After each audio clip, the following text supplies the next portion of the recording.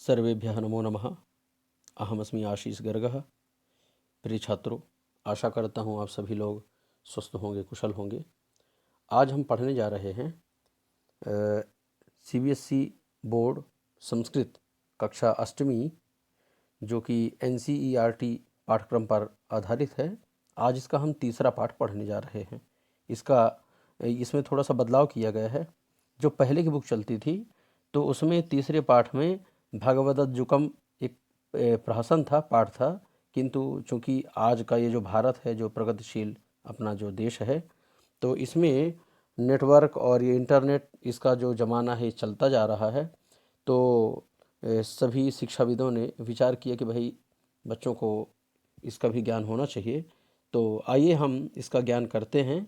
और आज हम बच्चों जिसके बारे में हम जानेंगे, तो वो ये ऐसा माध्यम, आप जिस माध्यम से अभी आप वीडियो देख रहे हैं ना, मोबाइल है, लैपटॉप है, नेटवर्किंग है, तो इनके बारे में आज हम ज्ञान प्राप्त करेंगे। सबसे पहले हम प्रस्तावना पढ़ेंगे।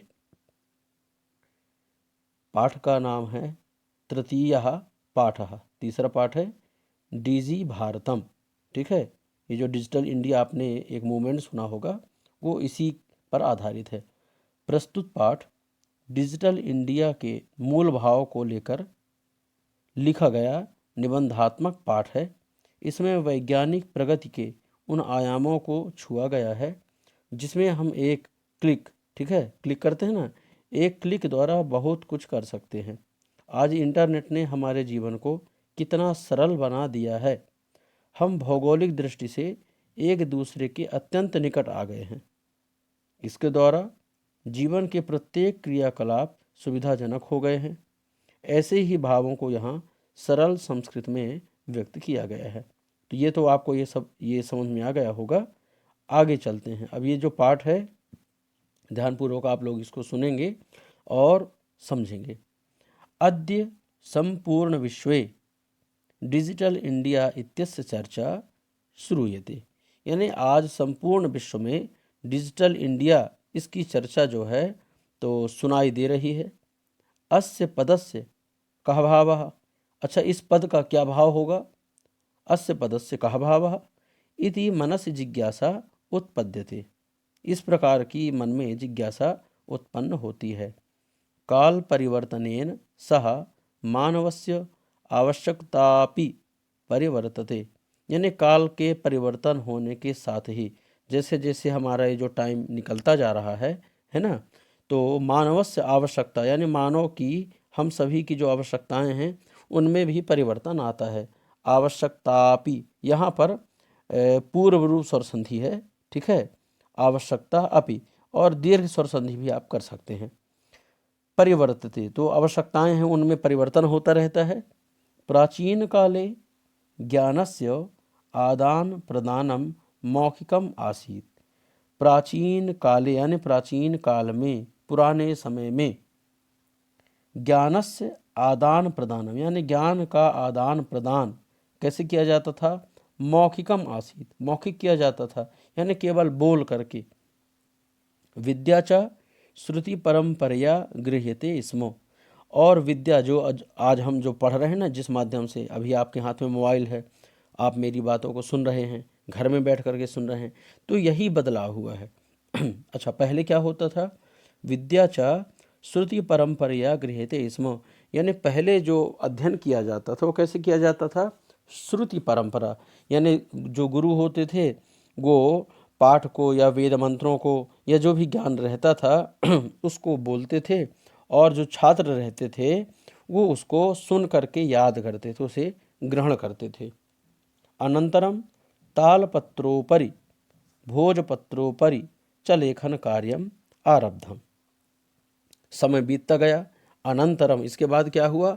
तालपत्रों पर, यानी ताल पत्रों के ऊपर, ठीक है, तालपत्र उपरी, यहाँ पर गुण स्वर संधि है ना, पत्र उपरी, तालपत्रोपरि और भोजपत्रोपरि, तालपत्रों के ऊपर और भोजपत्रों के ऊपर भी लेखन कार्यम आरब्धम, लेखन कार्य आरब्ध हुआ, प्रारंभ हुआ। परिवर्तिनी काले करगदस्य लेखन्याः च आविष्कारेण सर्वेषामेव मनोगतानां भावानां कर्गदो परिलेखनम आरब्धम। क्या हुआ, यहाँ बताया कि परिवर्तन काल यानी जैसे जैसे और परिवर्तन होता गया, परिवर्तन काल में कागज का उपयोग है ना, कर्गदस्य लेखन्य, कागज और लेखनी का आविष्कार हुआ। आविष्कार के द्वारा क्या हुआ, आविष्कारेण सर्वेषामेव मनोगतानां भावानां, सभी लोगों के मन में जो आए हुए जो भाव होते थे, भावानां कर्गदोपरि लेखनम प्रारब्धम, सभी लोग अपने मन के भावों को उस कागज पर लिखते थे, जिसे हम चिट्ठी लिखने इत्यादि कहते हैं। पत्र हम लिखते थे, कविताएं, कहानियाँ, ये सब लिखते थे और एक दूसरे को प्रेषित भी करते थे। टंकण यंत्र से आविष्कारेण तो लिखिता सामग्री टंकिता सती बहुकालाय सुरक्षिता अतिष्ठत। टंकण यंत्र, टंकण यंत्र का मतलब क्या होता है, टंकण यंत्र का मतलब होता है टाइपिंग, है ना, टाइप करते हैं ना, टाइप यानी लिखना। तो ऐसी अभी आप लोगों ने ये जो कोर्ट कचहरी वगैरह रहते हैं, उसमें पुराने जो वकील होते थे उनके पास भी ऐसी वो मशीनें रहती थीं, और कार्यालयों में भी आपने देखा होगा, तो जो टाइप करने वाली मशीन रहती थी ना, तो उस प्रकार तो जब उसका आविष्कार हुआ तो फिर क्या हो, टंकण यंत्र से आविष्कारेण तो मतलब टंकण यंत्र के आविष्कार से तो लिखी हुई जो सामग्री जो उसमें टाइप कर देते थे, तो लिखिता सामग्री टंकिता सत यानी वो टंकित हुई यानी टाइप की हुई जो है वह बहुकालाय सुरक्षिता अतिष्ठत, बहुत समय तक वह सुरक्षित रहती थी, यानी उसे कोई नष्ट नहीं करता था, वो मिटती नहीं थी। फिर वैज्ञानिक प्राविधेः प्रगति यात्रा पुनरपि अग्रे गता, और वैज्ञानिकों के प्रभाव से, उनके ज्ञान से और उनकी खोज के द्वारा जो प्रगति यात्रा है वह फिर से और आगे आई, है ना, अग्रे गता। अद्य सर्वाणि कार्याणि संगणक नामकेन यंत्रेण साधितानि भवन्ति। क्या बताया, अद्य सर्वाणि कार्याणि, आज सभी जो कार्य हैं वो किसके माध्यम से होते हैं, संगणक यंत्र, संगणक नाम केन यंत्रेण साधितानि। संगणक, गणक संगणक यंत्र किसको बोलते हैं, कंप्यूटर को बोलते हैं। अच्छा, कंप्यूटर, इसके पहले जो इसका जो कार्य होता था वो कैलकुलेटर यानी कैलकुलेट करने के लिए, गिनती करने के लिए किया जाता था, पर धीरे धीरे उसमें और वो मतलब अपडेट होता गया, उसमें नई नई चीज़ों को जोड़ते गए लोग, और वो और आधुनिक होता गया। तो संगणक नाम केन यंत्रेण, संगणक नाम का जो यंत्र है, तो यंत्रेण साधितानि भवन्ति, तो आज सारे कार्य उससे साधे जाते हैं, उससे किए जाते हैं। समाचार पत्राणि पुस्तकानि च कंप्यूटर माध्यमेन पठ्यन्ते और लिख्यन्ते च। क्या बताया, समाचार पत्राणि यानी आज हम जो समाचार पत्र पढ़ते हैं, तो पहले अभी पेपर में पढ़ा करते थे, उस मतलब कागज़ में लिखा हुआ आता था, पर अब धीरे धीरे लोगों में जागरूकता आ रही है और लोग मोबाइल के द्वारा और कंप्यूटर के माध्यम से तो उसको पढ़ते हैं। पुस्तकानि च कंप्यूटर माध्यमेन पठ्यन्ते और लिख्यन्ते च। पुस्तकानि, पुस्तक क्या करते हैं, पुस्तक भी पढ़ते हैं कंप्यूटर के माध्यम से, और पुस्तकानि च कंप्यूटर माध्यमेन पठ्यन्ते लिख्यन्ते च, पढ़ते भी हैं और लिखते भी हैं। कर्गदोद्योगे यानी कर्गद उद्योगे, यहाँ पर भी गुण स्वर संधि है, ठीक है। कर्गदोद्योगे वृक्षाणाम उपयोगेन वृक्षाः कर्त्यन्ते स्म, यानी कागज़ का जब हम उपयोग करते थे उससे क्या होता था, वृक्षाणाम उपयोगेन यानी वृक्षों का उपयोग किया जाता था, वृक्षों की कटाई होती थी और उनको काट करके और फिर एक विधि के द्वारा कागज बनाया जाता था। परम संगणकस्य अधिकाधिक प्रयोगेण वृक्षाणाम कर्तने न्यूनता भविष्यति इति विश्वासः, लेकिन संगणकस्य यानी कंप्यूटर के अधिक से अधिक उपयोग के द्वारा, प्रयोग के द्वारा वृक्षों की जो कटाई है उसमें न्यूनता होगी, न्यूनता भविष्यति इति विश्वास, और ऐसा आगे हम विश्वास करते हैं। अनेन पर्यावरण सुरक्षायाः दिशि महान उपकारो भविष्यति। अनेन यानी इसके द्वारा पर्यावरण की सुरक्षा में, है ना, इस दिशा में पर्यावरण की सुरक्षा की दिशा में महान उपकार होगा, ऐसा माना जाएगा। और सही बात है, आज हम आप सब लोग देख रहे हैं कि ये कोरोना के कारण जो पूरे विश्व में जो महामारी फैली हुई है, तो कहीं ना कहीं ये जो पृथ्वी का इतना जो शोषण हुआ, वृक्षों की कटाई हुई, जंगलों की कटाई हम करते हैं और पानी का दुरुपयोग करते हैं, जंगलों को काटते हैं, तो कुल मिलाकर के ये सब हमारे ही द्वारा जो प्रकृति का नाश किया गया था, तो उसी का ये मुझे ऐसा लग रहा है कि उसी का ये दुष्परिणाम है। तो अब तो हमको ऐसा करना चाहिए कि कम से कम कागज़ का उपयोग करें और अपने आसपास ये ना देखें कि भाई किसकी ज़मीन है कहाँ। हमको अगर मौका मिलता है तो 2 पेड़, 4 पेड़, 6 पेड़ जो जितना लगा सके तो उन पेड़ों को लगाना चाहिए, है ना, यानी पौधारोपण करना चाहिए। तो आने वाला जो हमारा भविष्य होगा वो बहुत अच्छा रहेगा। आगे चलते हैं। अधुना आपणे वस्तु क्रियार्थम रूप्यकाणाम अनिवार्यता नास्ति। क्या बता रहे हैं? इसमें बताया कि आज के समय अगर हम बाजार जाते हैं और कोई चीज़ों को खरीदते हैं तो वस्तु क्रियार्थम यानी वस्तुओं को खरीदने के लिए रुपयों की अनिवार्यता नहीं है। क्यों नहीं है? डेबिट कार्ड, क्रेडिट कार्ड इत्यादि सर्वत्र रूप्यकाणाम स्थानम गृहीतवन्तः। यानी डेबिट कार्ड या क्रेडिट जिसको हम एटीएम वगैरह वो करते हैं ना, तो उसके द्वारा जो है पैसे निकाल करके भी हम दे सकते हैं। और दूसरा ये है कि अगर आपके पास कोई कैश नहीं है, मतलब पैसे जेब में नहीं हैं, तो आप जो आपके पास एटीएम है तो वो आप उस दुकान पे वो सब रहता है, उनके पास जो मशीन रहती है उसके द्वारा वो आपके अकाउंट से पैसा ट्रांसफ़र कर लेते हैं। तो ये सुविधा भी बहुत अच्छी हो चुकी है। तो इत्यादयः सर्वत्र रूप्यकाणां स्थानं गृहीतवन्तः। तो यानी इनके माध्यम से भी आप डेबिट कार्ड और क्रेडिट कार्ड के माध्यम से भी आप अपना जो पैसा है वो आप लोगों को दे सकते हैं। वित्तकोशस्य यानी बैंक चापि सर्वाणि कार्याणि संगणक यंत्रेण संपाद्यन्ते। वित्तकोशस्य यानी बैंकों के जो काम हैं, चापि सर्वाणि कार्याणि बैंकों के जो काम हैं सभी, वो भी संगणक यंत्रेण यानी कंप्यूटर के माध्यम से ही संपादित किए जाते हैं। बहुविधाः अनुप्रयोगाः APP यानी ऐप मुद्राहीनाय विनिमयाय यानी जिसे हम कैशलेस ट्रांजैक्शन कहते हैं सहायकाः सन्ति। क्या बताया? बहुविधाः अनुप्रयोगाः बहुत सारे ऐसे अनुप्रयोग जिसे हम ऐप कहते हैं, जैसे फ़ोन पे है ना, भीम ऐप है और गूगल पे है। तो इनके माध्यम से हम क्या करते हैं, मतलब लोगों को पैसा दे सकते हैं। ठीक है, लोगों को पैसा ट्रांसफ़र कर सकते हैं। मतलब ज़रूरी नहीं कि हम उनको नोट ही दें, उसके माध्यम से भी हम लोगों को पैसा दे सकते हैं। तो ये बड़े सहायक हैं। कुत्रापि यात्रा करणीया भवेत् रेलयान यात्रा पत्रस्य वायुयान यात्रा पत्रस्य अनिवार्यता अद्य नास्ति। बात सही है। क्या बताया? कुत्रापि यात्रा करणीया भवेत्, अगर आपको कहीं यात्रा करना है और रेलयान यात्रा पत्रस्य, तो पहले हम विंडो में जाकर के टिकट लेते थे, पर अब हम अगर चाहें तो जैसे IRCTC है, बहुत सारे ऐसे ऐप हैं कि जिनके माध्यम से आप मोबाइल से ही या कंप्यूटर के माध्यम से आप अपनी टिकट बुक कर सकते हैं। और उसी टिकट को जब आप ट्रेन में यात्रा करेंगे तो फ़ोन में जो आपके होगा तो उसको आप दिखा सकते हैं, या आपकी ईमेल में होगी वो टिकट, वो आप दिखा सकते हैं। यानी कागज़ का उपयोग यहाँ पर ना के बराबर हो गया। और इसी प्रकार वायुयान यात्रा पत्र से, यानी अगर कोई वायुयान से यात्रा कर रहा है तो वहाँ पर भी अब वो कागज़ वाली टिकट की अनिवार्यता नहीं है, यानी आप फ़ोन पर दिखा सकते हैं। तो अनिवार्यता अद्य नास्ति।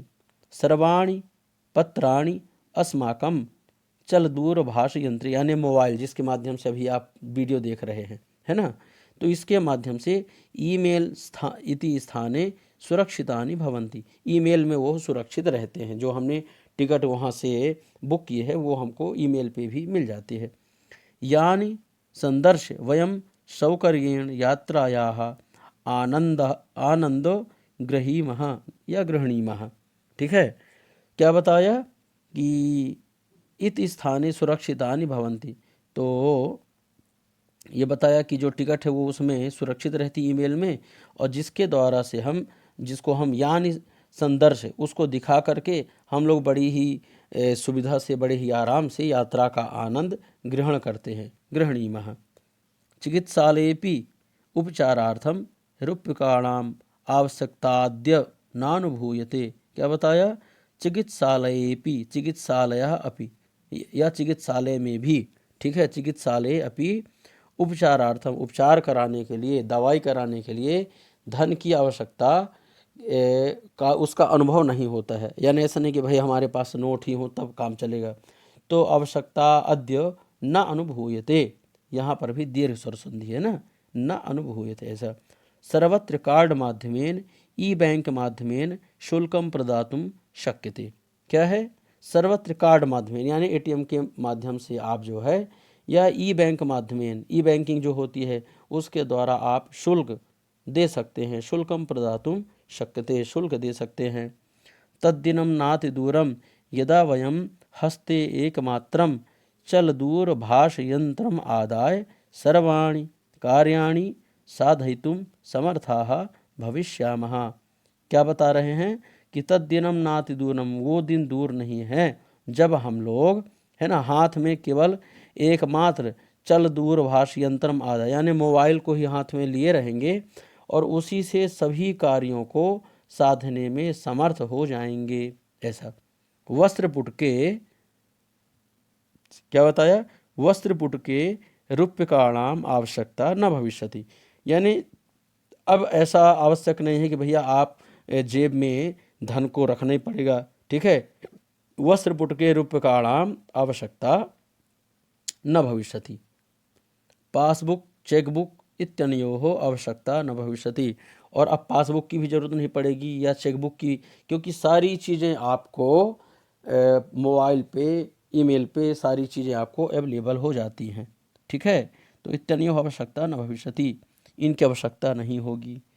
पठनार्थम पुस्तकानां समाचारपत्राणाम अनिवार्यता समाप्त प्राय भविष्यति। क्या बताया?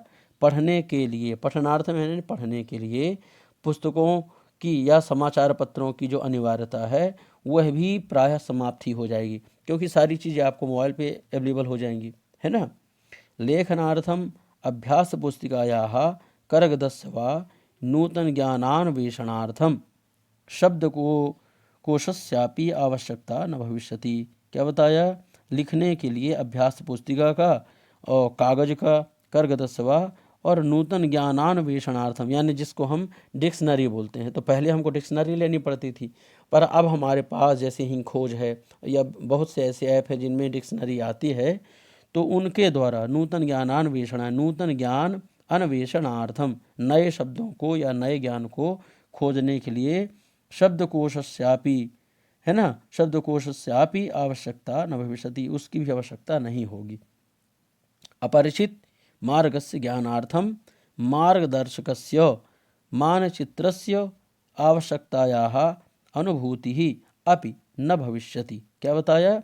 अपरिचित यानी अगर आप कोई रास्ता नहीं जानते हैं और आपको जाना है और कोई बताने वाला नहीं है, तो अब उसकी भी आवश्यकता नहीं है। यानी ऐसा ज़रूरी नहीं है कि कोई गाइड हो तो आपको कोई बताए, ऐसा नहीं है। अपरिचित मार्गस्य ज्ञानार्थम यानी अपरिचित मार्ग को जानने के लिए, उसके ज्ञान के लिए मार्गदर्शक की या मानचित्र की आवश्यकता की अनुभूति नहीं होगी, यानी अब उनकी ज़रूरत नहीं होगी। तो फिर क्या होगा? एतत् सर्वम एकेनैव यंत्रेण कर्तुम शक्यते, यानी जैसे जिसको हम गूगल मैप बोलते हैं, है ना, उसके माध्यम से आप रास्ता भी खोज सकते हो। आप अपने गंतव्य, जो आपका डेस्टिनेशन है, तो वो आप नाम डाल दें और जहाँ से आप चल रहे हैं, तो उसमें अगर आप ऐप को एक्टिव कर देंगे तो उसके माध्यम से वो सारी चीज़ें बताता जाएगा। दाएं मुड़ना है, बाएं मुड़ना है, सीधे चलना है, कितनी दूर बचा है, सारी चीज़ें आपको अवेलेबल हो जाएंगी, है ना। यंत्रेण कर्तुम शक्यते। शाकादि क्रियार्थम फल क्रियार्थम विश्राम गृहेषु कक्षम सुनिश्चितम कर्तुम, यानी बहुत सारी चीज़ें, जैसे जैसे आपको सब्जी खरीदना है, फल खरीदना है, या विश्राम गृहेषु कक्षम, होटल में अगर आपको कोई रूम बुक करना है, सुनिश्चितम कर्तुम, और चिकित्सालय शुल्कम प्रदातुम, उसमें हॉस्पिटल में अगर आपको पैसे देना है, विद्यालय महाविद्यालय चापि शुल्कम प्रदातुम, विद्यालय हो या महाविद्यालय हो वहाँ पर भी अगर आपको फीस पे करना है तो प्रदातुम। किम बहुना दानमपि दातुम चल दूरभाष यंत्रमेव अलम। किम बहुना दानम अपि दातुम, यानी बहुत सारा दान जो है, यानी जो चीज़ आप चाहो सारी चीज़ें आप मोबाइल से ट्रांसफ़र कर सकते हो। यानी आप पैसे भेज सकते हो कहीं भी, हॉस्पिटल हो, चाहे आप फल वाला हो, सब्जी वाला हो, होटल हो, कहीं पर भी, है ना। चल दूरभाष यंत्रम एव अलम, ये आपके लिए पर्याप्त है। कुछ भी करना हो, चाहे जितना पैसा किसी को देना हो, मोबाइल के द्वारा आप ट्रांसफ़र कर सकते हैं। डीजी डीजी भारतम इति अस्याम दिशि वयम भारतीयः द्रुतगत्या अग्रे सरामः। क्या बताया? डीजी भारतम इति अस्याम दिशि, यानी ये जो डीजी भारत है, डिजिटल इंडिया जिसे हम कहते हैं, तो इस दिशा में दिशि वयम भारतीयः, इसको लेकर के हम जितने भी भारतीय हैं तो बड़ी ही द्रुत गति से आगे चल रहे हैं और आगे बढ़ते जाएंगे और नए आयामों को छुएंगे, है ना। तो प्यारे बच्चों, आज का ये जो पाठ था ये बड़ा ही ज्ञानवर्धक आपके लिए रहेगा और इसकी जानकारी तो आपको रहना ही चाहिए। आशा करता हूँ ये वीडियो आपको पसंद आया होगा, सब समझ में भी आया होगा आप लोगों को। तो जो लोग वीडियो में नए हैं वो इसे लाइक कर दें, सब्सक्राइब कर दें, ताकि जो नए बच्चे हैं उनको भी संस्कृत के ऐसे वीडियो प्राप्त होते रहें। किसी भी बच्चे को अगर कोई परेशानी है तो आप जो है तो इसमें पूछ सकते हैं, कमेंट बॉक्स में जा कर के उसका समाधान किया जाएगा। तो मिलते हैं अगले नए वीडियो में, तब तक के लिए नमः संस्कृताय।